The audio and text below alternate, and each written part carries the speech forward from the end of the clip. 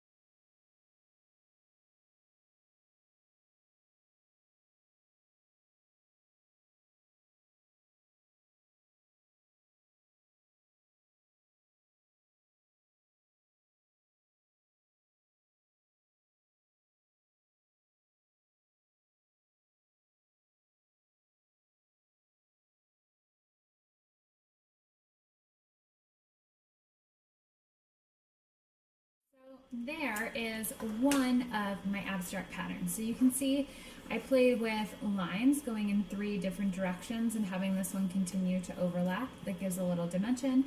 And then I went in and colored in a few of the little squares in another color. So there's one abstract design, and we will do one more together.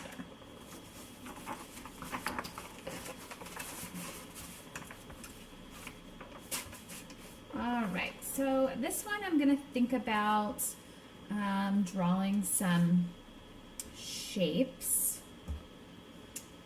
and see what happens there. So I'm gonna actually start with a little dot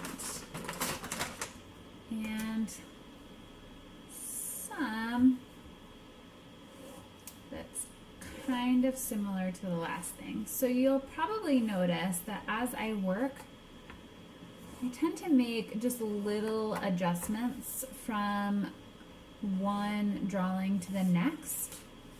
I don't make giant leaps. I think that's easier when you're working on coming up with new ideas, not making yourself feel like you have to come up with a completely new idea, making slight adjustments, thinking about what did you like in the last one and how might you play with that in your next one, but slightly change it.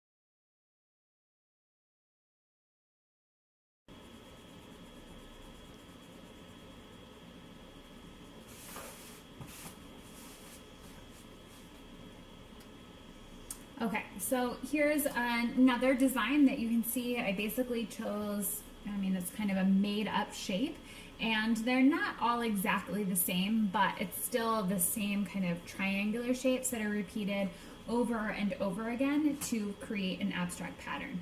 And then I started to add some color in and kind of play if I want to add shading.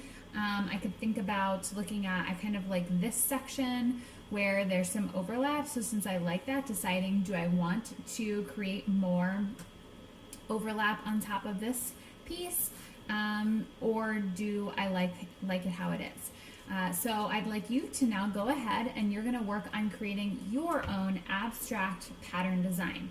So remembering that you're focusing on the elements and principles, so really thinking about what you're going to, what shapes or lines you're going to repeat, and then thinking about how you can bring some variety into that so it's a little bit more interesting than the exact same thing over and over again.